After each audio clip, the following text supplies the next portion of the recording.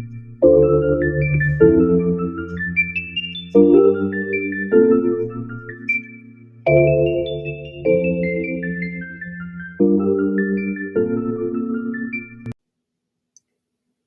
everybody. Welcome back to another episode of The Hard Truth. Thank you so much for watching. Well, it's been 1 year since the Idaho 4 students lost their lives in Moscow, Idaho. And what seemed to be a slam dunk DNA case is now filled with intricacies that present problems for both sides. Rather than try to prove Brian Kohlberger's innocence, the defense seems to be working overtime to get the case thrown out on technicalities. Because if he's convicted, there won't be any men's body wash where he's going, and the prosecution missed the class on the proper handling of forensic evidence. Listen, today I want to talk about a big problem with Dylan testifying at the trial. So grab that coffee and a nice cup of tea as we begin our story. Criminal cases often rely on eyewitness testimony. Sometimes it's the most damning evidence. But how reliable is it? See for yourself.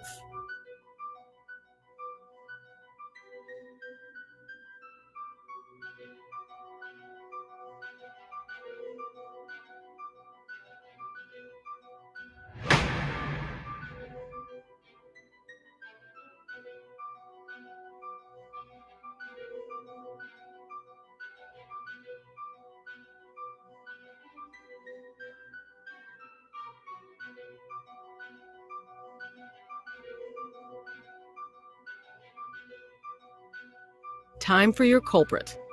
If you said any of these suspects, you were wrong.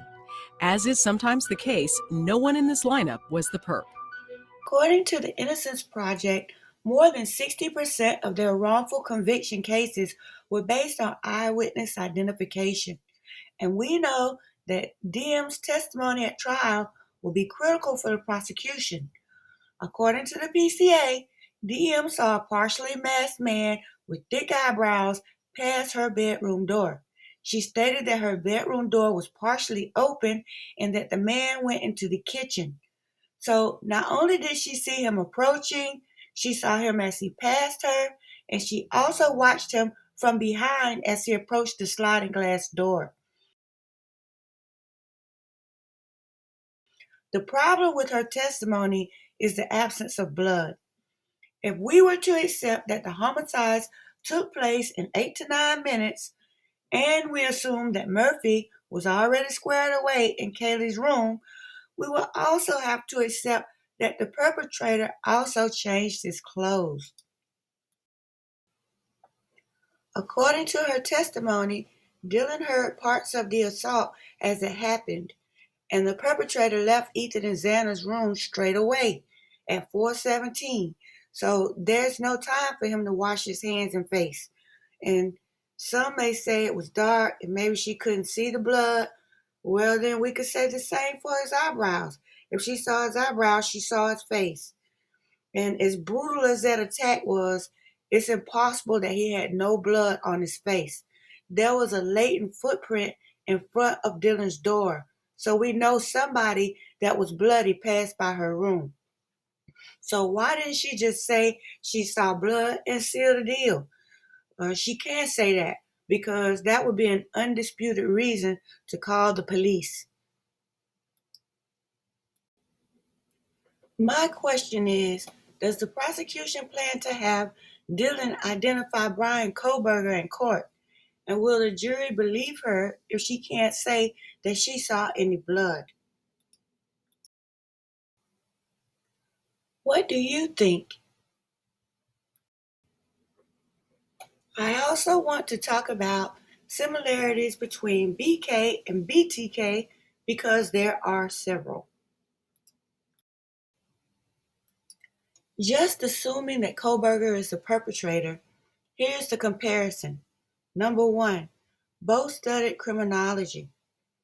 Number two, assuming BK is the perpetrator, both were about 28 years old when they committed their first homicides.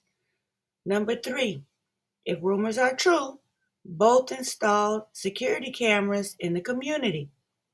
Number 4, both committed their first homicides in November.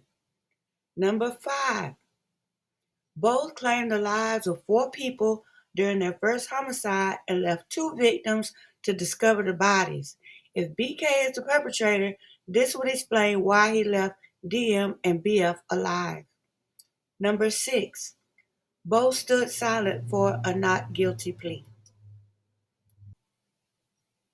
Are all of these just coincidences, or does Brian view BTK as some sort of idol or patterned his MO after BTK's?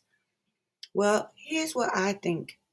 I think Dylan's testimony is designed to convict Brian Kohlberger, whether he's guilty or innocent. And I also believe if she testifies, it may hurt the prosecution's case because there are so many things that don't add up. As for BTK, I think it's possible that if Brian did this, he patterned himself after BTK. This would explain why he picked 1122 King Road, because he had to have 6 people to murder 4 and leave 2 alive. This would explain why the crimes occurred on November the 13th, because it was the month of his birthday, and also his 28th birthday. And this would also explain why DM and BF were spared. But my question is, how would Brian arrange for DM and BF not to be there? Because if they were there, there's no reason for the delay, no reason for the suspicious 911 call, the lack of blood in either entryway. If they didn't know who did it, there wouldn't be a reason for a cover-up. Absolutely disgusting. This guy does not have a presumption of innocence. He has the assumption of guilt. I'm Sarah Azari. I'm a criminal trial attorney in Los Angeles. I'm currently a legal analyst for News Nation, and I am the host of the Presumption podcast. You know, pretrial convictions of high-profile defendants in high-profile cases is nothing new, but Koberger is a whole other level. And I think not only we found him guilty of slaying the 4 Idaho students, but we've decided that he's going to get the death penalty. The most significant piece of evidence for prosecutors is the DNA of the defendant found on the knife sheath of the alleged murder weapon located underneath victim Madison Mogan's body. We don't know when and how this DNA got there. So if Brian Koberger is person A and he touches this knife sheath, and then somehow this knife sheath is picked up by somebody else. I mean, he could touch it, he could handle it, it could be anything. And then that person then somehow is in this Kings Road home. That is a perfect explanation of how Koberger's DNA was on that knife sheath. Is insufficient to place him in that home, let alone to place the murder weapon in his hands. That's why I'm not at all worried about the DNA. Well, what do you think?